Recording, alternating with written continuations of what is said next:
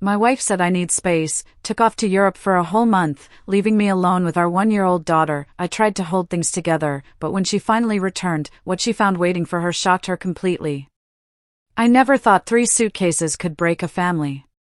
But the moment Chloe said she needed space and flew to London, leaving me with our 1-year-old, I knew our lives had shattered, and I had no idea how to pick up the pieces. The air in our apartment felt thick, heavy with unspoken things. I'm Will Hayes, 32, an IT consultant, and until that moment, I honestly believed Chloe and I had a normal marriage. We'd been together 6 years, married 3, and our daughter, Lily, had just turned 1 when Chloe announced her self-care trip. She'd been planning it for 2 months with her college friends, the kind who still partied like they were 23, with no kids, no mortgages. Their itinerary was London, Madrid, Berlin, Prague. A whole month bouncing around Europe, like she was finally taking some gap year she never got. When she first told me, I actually laughed. Who leaves their baby for a month to party in Europe? But she wasn't laughing back.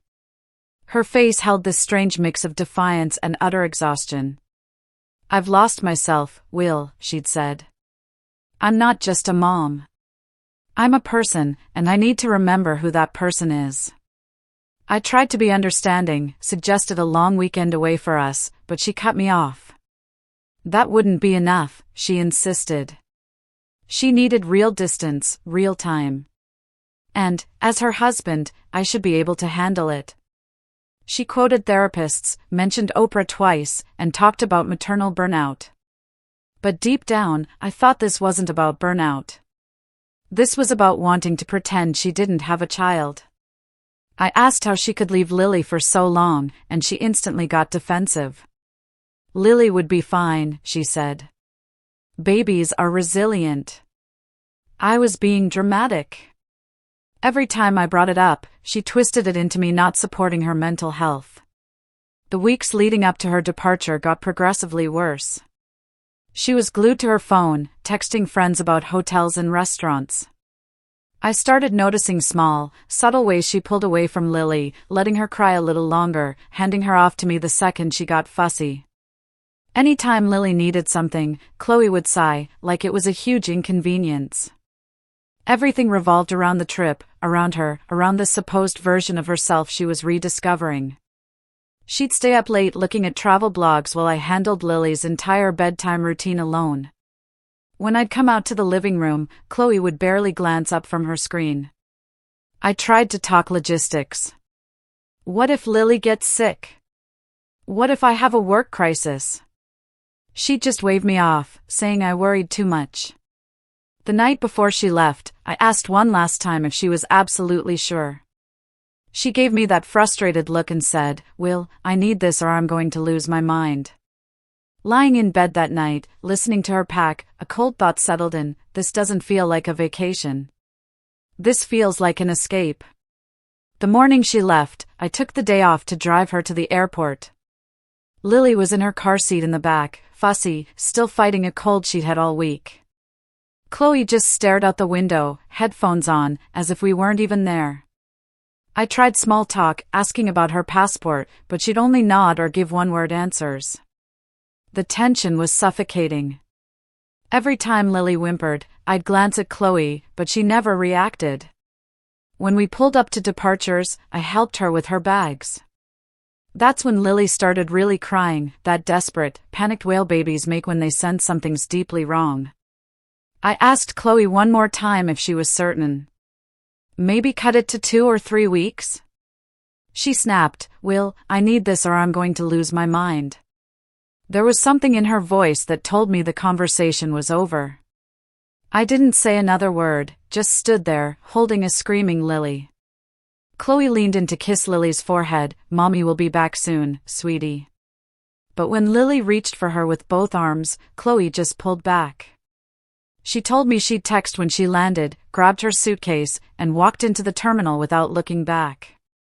I stood there, watching her disappear through the automatic doors, Lily sobbing into my shoulder. I sat in the driver's seat for 5 minutes, listening to my daughter scream, trying to process it all. When did needing space turn into needing to be on another continent, away from your own child?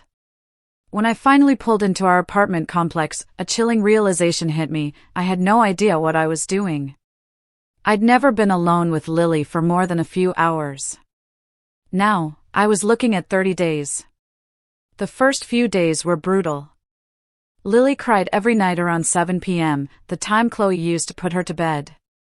I was trying to work from home, taking care of a baby who just wanted her mom and didn't understand where she'd gone. I'd get maybe 3 hours of broken sleep, then wake at 6 a.m. for diapers, breakfast, and emails, all while Lily pulled on my leg or threw food on the floor. Meanwhile, Chloe was posting photos of cafes in London and cocktails in Madrid. She'd text every few days with a casual, "Hope you guys are doing okay," followed by a heart emoji, like she was checking on a houseplant. When I'd tell her Lily had been up all night with a fever, or I'd had to leave a work meeting for a diaper blowout, she'd respond 6 or 7 hours later with, "Poor baby, glad you're handling it." As if I'd just told her about a minor inconvenience. I wasn't asking her to come home, or even feel guilty. I was just updating her about her daughter, and getting responses that felt like they were meant for someone else's kid. By the second week, I stopped expecting her to ask how we were doing, because she just didn't. I'd look at Lily, this tiny person who didn't understand where her mom went, and I'd think about Chloe in some Berlin Airbnb, drinking wine with her college friends.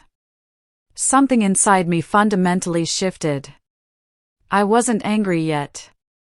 I was something colder, clearer. I realized Chloe wasn't on a trip. She was living like she didn't have a child. Someone had to live like Lily existed. Someone had to be the parent who stayed. That someone was me. Our neighbor, Mrs. Chen, was the first person to notice something was seriously wrong. She'd been hearing Lily cry through the walls at odd hours. One morning, when I was taking out trash at 6 a.m., looking like I hadn't slept in a week, she stopped me in the hallway. "Everything all right, dear?" she asked. I told her Chloe was traveling for work, which was just easier than trying to explain the mess. She gave me that look older women give when they know you're drowning but are too polite to call you out. Then she offered to watch Lily for a few hours if I needed sleep. I almost cried right there. I hadn't realized how desperately I needed help until someone offered it. That same week, Lily developed an ear infection. She kept pulling at her left ear, crying more than usual. When her temperature hit 102, I knew I had to take her to urgent care. I spent 4 hours in that waiting room with a screaming baby, trying to keep her calm while answering work emails because I had a client presentation the next day. The doctor saw us around 8 p.m., prescribed antibiotics, and told me to monitor her temperature. I texted Chloe to let her know, keeping it factual. She responded the next morning with a sad face emoji and "poor baby. Glad you got her to a doctor." Like I'd taken Lily for a routine checkup instead of dealing with a medical emergency alone. That same day, Chloe posted a photo at a Berlin rooftop bar with a cocktail, captioned "Living my best life," with heart and airplane emojis. I stared at my phone, thinking, how is this the same person who used to cry watching videos of Lily learning to clap? The contrast made me feel sick. My daughter was sick and miserable, I was running on empty, and Chloe was acting like she was 23 again, with zero responsibilities. The financial stuff started bothering me around week 3. I logged into our joint checking account and saw charges from Europe, restaurants costing $200, hotels $300 or $400 a night, ATM withdrawals for hundreds of euros. She'd spent close to $7,000 in 3 weeks. Meanwhile, I was buying diapers, groceries, prescription medication, paying rent, and utilities. Something in my gut told me I needed documentation, so I started taking screenshots of every transaction, saving them in a folder labeled Expenses 2024. I was running on autopilot. Wake at 6 a.m. when Lily cried. Change her diaper, make breakfast, squeeze in work while she played with blocks or watched Bluey. Put her down for a nap and work frantically during that window. Lunch, more work, dinner, bath time, the bedtime routine that took an hour, then maybe 1 hour to myself before passing out from exhaustion. My boss had been understanding the first week, but by week 3, he was sending emails like, "Need to discuss your availability." One afternoon, on a video call with a client, Lily started screaming in the background. I had to mute myself and rock her, pretending to pay attention to the screen. After the call, my boss messaged me, "We need to talk." My stomach dropped. That's when Mark saved me. He was a senior consultant, older guy, mid-50s, who'd overheard me scheduling a follow-up pediatrician appointment. He pulled me aside after a meeting. "You look like absolute hell, man. What's going on?" Something about his directness broke through my defenses. I gave him the abbreviated version: wife in Europe for a month, baby at home with an ear infection, trying to keep my job and sanity. Mark nodded slowly, like he'd heard this before, then told me he'd been through something similar 20 years ago. His ex-wife left him with their 6-year-old son for 6 months to find herself in Florida. By the time she came back, he'd already filed for separation and primary custody. He looked me dead in the eye and said, "The court doesn't care about feelings, Will. It cares about facts. Who's feeding the kid? Who's taking her to the doctor? Who's actually showing up day after day?" Then he handed me a business card for a family lawyer named Sarah. I took the card, thanked him, but said I didn't think it would come to that. Mark shrugged. "Maybe not, but keep it just in case." I didn't call the lawyer right away because part of me believed this was temporary, that Chloe would come home, see what she'd done, and feel terrible. But that belief was getting harder to hold on to, especially when I'd see her Instagram stories from Prague showing her at clubs at 2 a.m., dancing and laughing. Around day 20, I started keeping a log. Nothing fancy, just a spiral notebook where I'd write everything that happened: what time Lily woke up, what she ate, doctor visits, how much money Chloe spent, what time she texted, and exactly what she said. I felt insane documenting my life as evidence for a trial that hadn't been scheduled yet. But Mark's words kept playing in my head: facts, not feelings. Chloe called me exactly twice the entire month. Once from London during the first week, a token effort. Once from Prague near the end, to tell me her flight time. Both conversations were awkward. She'd ask how Lily was doing. I'd give a one-sentence answer. Then she'd fill the silence talking about museums and restaurants, and how good it felt to be free for a while. That word, free, stuck in my brain like a splinter. That's exactly how she saw her life with us, as something she needed to be free from, a prison she'd temporarily escaped. During that second call, I asked if she'd thought about what happens when she gets back. She laughed uncomfortably. "Let's just take it one day at a time, Will." I finally called Sarah 3 days before Chloe was scheduled to fly home. I was up at 2 a.m. with Lily, who couldn't sleep, rocking her in the dark living room, and I realized I couldn't let this happen again. I couldn't let Chloe come home, act like nothing had changed, and maybe do this again in 6 months. I called the next morning, left a rambling message, and she called back within an hour. I told her everything: the month-long trip, the money, the lack of contact with Lily, me being sole caregiver for 30 days. Sarah listened without interrupting, then said, "Will, what you're describing is parental abandonment, and in custody cases, it matters. I need to ask you directly, do you want full custody of your daughter?" I didn't hesitate. I just said yes. Sarah explained the process: filing for temporary custody, getting an emergency court order before Chloe even landed. We needed to move fast, maybe 48 hours to get everything filed and approved. I signed the paperwork that afternoon, my hands shaking. She told me everything would be submitted by end of business. She also said I should change the locks, that the custody order would legally allow it. I thought about how insane this was, locking my wife out of her own home. But then I thought about Lily crying at the airport, about Chloe prying her daughter's hands off her jacket, and I realized this was the best thing I'd done in a month. Chloe landed at 9 p.m. on Sunday. I knew because she'd posted a photo from the airport, home sweet home. I'd had a locksmith come that morning. The custody order was active and enforceable. Lily was asleep in her crib, oblivious. I sat on the couch with the court documents in a manila folder and waited. Around 10:30, I heard footsteps in the hallway, stopping at our door. I heard her try her key, that confused rattle when the lock doesn't work, then a pause before she knocked. I opened the door. There she was, with her suitcase and carry-on. A huge smile on her face, like she'd just come back from a spa weekend. I watched the smile die when she saw my expression. She looked confused. Why doesn't my key work? I handed her the manila folder and told her to read what was inside. She opened it right there in the hallway. I watched her face change as she read, confusion, turning to shock, then panic. She looked up, wide-eyed. What is this? What the hell is this, Will? I told her calmly it was a temporary custody order. I'd filed for sole custody while she was gone. I'd been the only parent for 30 days, and I wasn't going to let that become permanent. She started shaking her head violently, saying I couldn't do this, that being gone 1 month didn't make her a bad mother. I didn't raise my voice.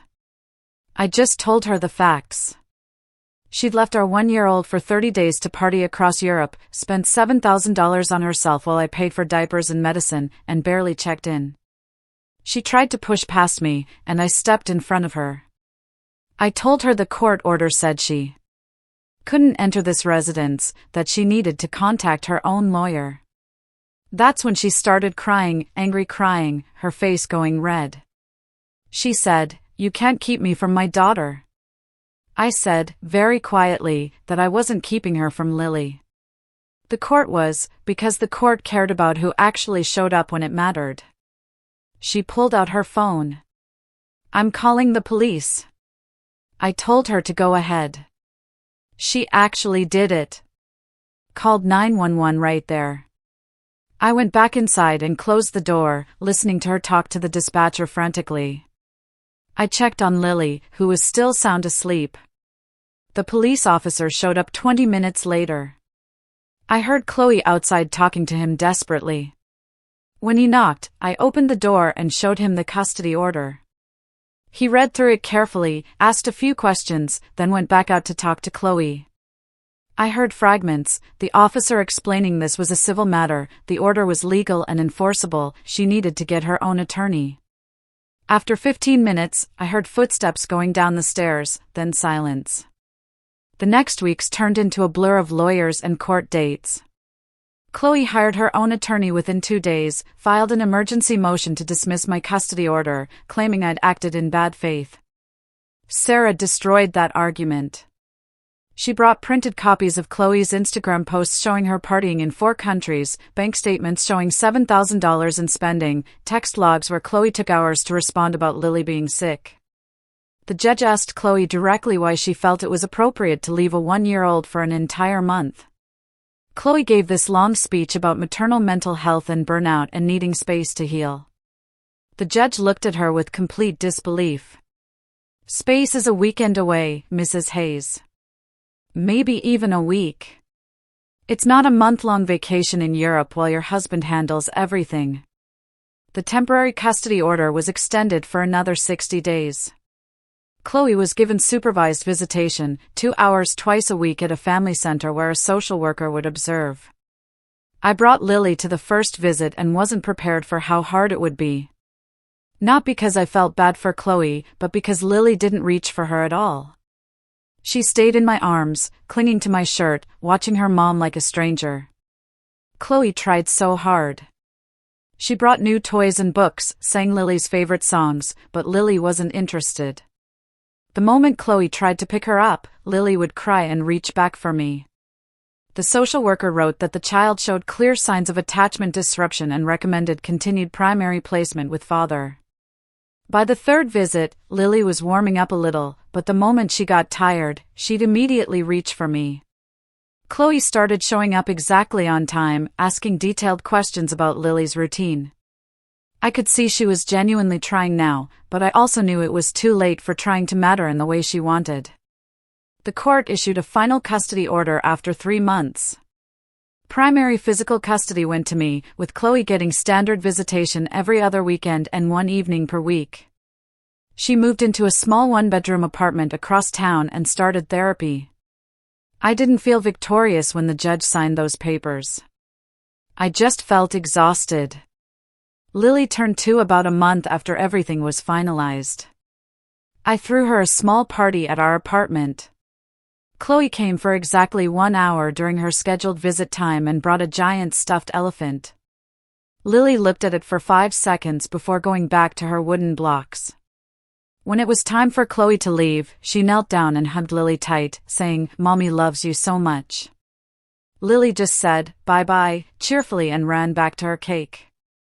I watched Chloe walk to her car from the window, saw her sit in the driver's seat for a minute with her hands on the wheel before starting the engine. I cleaned up after everyone left and put Lily to bed. And I thought about what Mark had told me: the court doesn't care about feelings, it only cares about facts. He was right.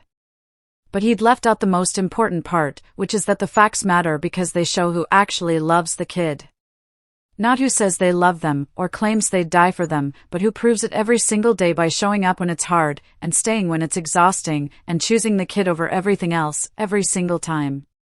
Chloe had chosen herself, chosen freedom and fun over being a mother to our daughter. And that choice had cost her everything that actually mattered. I had to live with that, too. But at least I got to live with Lily. Got to be there for every scraped knee, every new word, every small victory. And that made all of it worth it. What would you have done in my situation?